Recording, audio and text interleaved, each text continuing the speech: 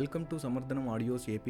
My name is Veera Raghavarao Atukuri, Senior Inter, Economics, Chapter number 2, Janaba Manava Vanarula Abhivrudhi. Very short answer questions for 2 marks. Question number 13. అక్షరాస్యత rate. జవాబు: చదవడం మరియు రాయటం తెలిసిన వారిని అక్షరాస్యులు అంటారు. ఒక దేశ జనాభాలో 7 సంవత్సరాలు పైబడిన వారిలో 100కి ఎంతమంది అక్షరాస్యులు ఉంటారో తెలియజేసేదే ఆ దేశ అక్షరాస్యత రేటు.